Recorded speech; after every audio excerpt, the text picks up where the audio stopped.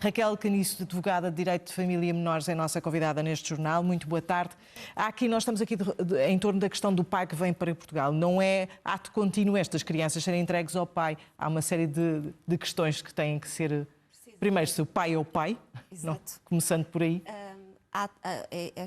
Esta notícia tem sido atualizada ao minuto nas últimas horas. Portanto, significa que ainda há muita informação que não dispomos, quer da parte do progenitor biológico destes menores, quer da parte da senhora, que também esperemos que já esteja confirmado que seja a mãe biológica, e do padrasto, se realmente é o padrasto ou não. E, portanto, há uma série de informação que precisamos de apurar para saber, em concreto, a quem é que pode ser entregue estas duas crianças. E, portanto, as crianças vão ficar a cuidar das autoridades portuguesas até ser seguro. Sim. Ou seja, neste momento já sabemos que, pela notícia que foi veiculada, que foi acionado uma medida de proteção a estes menores no âmbito do Tribunal de Família e Menores, ou seja, foi consignada uma família de acolhimento para os receber, ou seja, é a medida mais simpática neste momento de estar junto de uma família. Admito que possa até falar a mesma língua que estes menores, por forma a que eles não se sintam tão abandonados e tão amedrontados, se quisermos. Ter um ambiente familiar que seja o menos lesivo possível, dadas as circunstâncias. Até realmente se verificar se, no caso do pai, em França, se participou ou não às autoridades pelo crime de subtração de menores, se tinha ou não tinha a guarda destes menores, se esta mãe saiu de França sem autorização ou se antes, pelo contrário, estamos ao abrigo de uma União Europeia onde há livre circulação de pessoas e bens. E, portanto, pois era isso que eu lhe ia perguntar.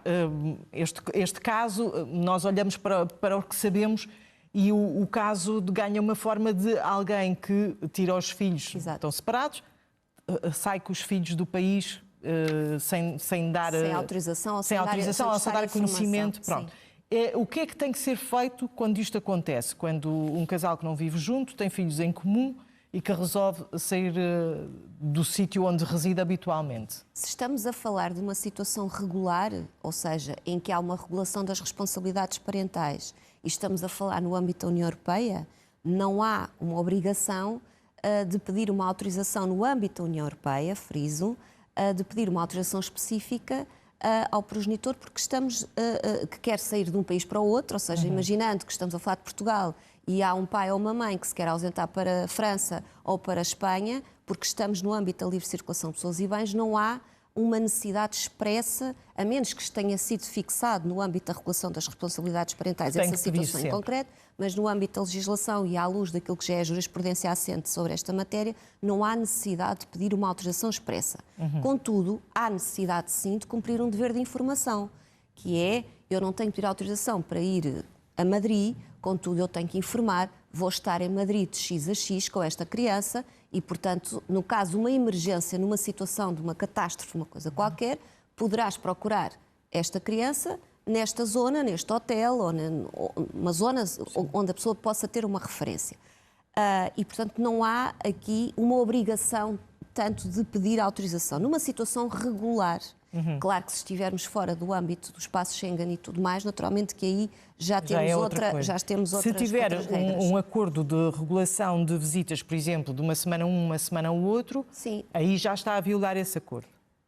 A menos que seja uma situação em que a pessoa se ausente para o estrangeiro e que ultrapasse aquilo que era a sua semana. Em princípio, agora, sim, serão já 10 dias. Pois, mas não sabemos. Quer dizer, não sabemos, obviamente. E não podemos também esquecer, sem prejuízo de poder ser mal interpretada daquilo que vou dizer agora, tem mesmo que vigorar neste momento a presunção de inocência das pessoas.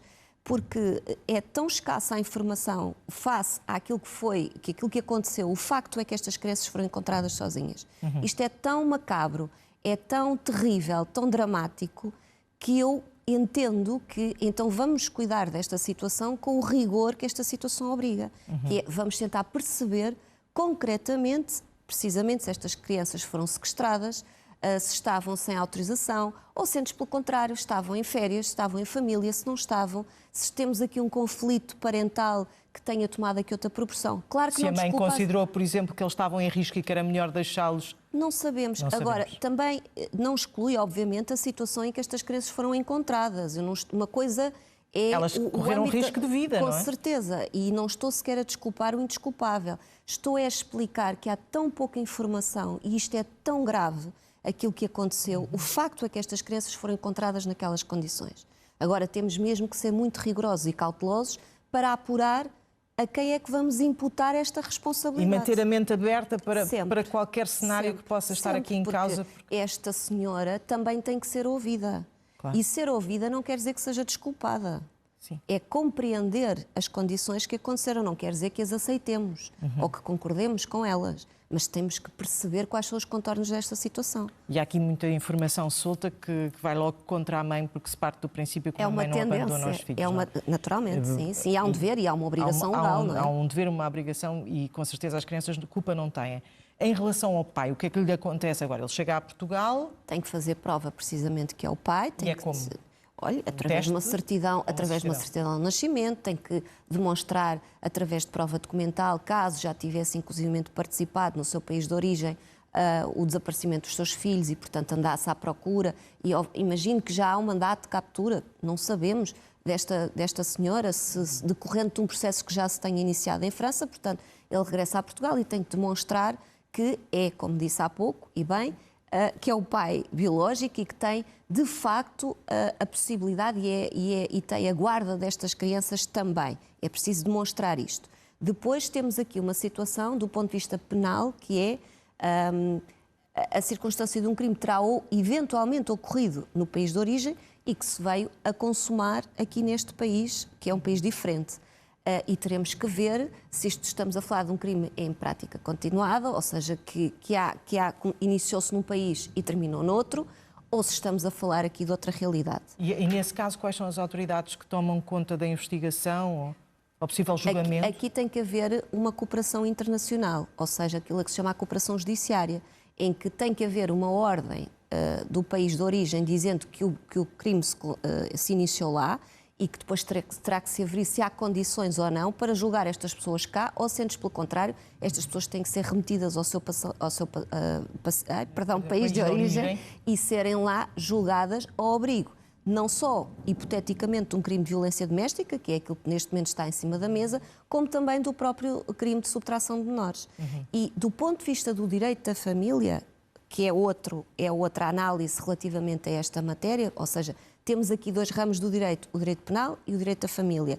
O regime jurídico, se quisermos, mais amplo, que engloba estas questões do sequestro ou da subtração de menores internacional, é a Convenção da Haia, que tem regras muito específicas, de acordo até com vários regulamentos de Bruxelas, até de alguma celeridade processual, precisamente para se aferir se é o Tribunal Português, ou neste caso se é Portugal, que tem que entregar estas crianças e elas ficarem no país de origem, ou se antes pelo contrário, se esta mãe, porventura, vem dizer não, eu quero que elas fiquem em Portugal, porque eu tenho a minha residência fixada em Portugal e é aqui que elas têm que ficar. Lá está, há tanta informação que neste momento não dispomos que os cenários jurídicos são imensos. São imensos e vamos tentar depois descortiná-los. Em relação às crianças, elas são ouvidas nesta fase? É importante... Eu diria que é extremamente importante, sendo certo que esta audição destas crianças tem que ser feita com muito critério também. Ou seja, tem que haver por parte dos técnicos que vão fazer esta abordagem, esta audição destas crianças, juntamente com os magistrados, utilizando técnicas específicas de entrevista, se quisermos, atendendo à idade, e tem que se aferir primeiro se elas têm maturidade para depor, ou seja, se elas têm a capacidade de fazer, ou se estão numa idade em que fazem muitas confabulações, fazem algumas confusões, porque são muito, muito pequeninas. Sim, não percebem sequer o que lhes aconteceu. A minha questão é, estas crianças já contaram a sua história a quem os encontrou e acolheu? Certo. Com certeza devem ter sido questionadas no hospital, claro, talvez pelas autoridades. Até que ponto é que elas aguentam este... É uma situação muito delicada, não é? É, sem dúvida.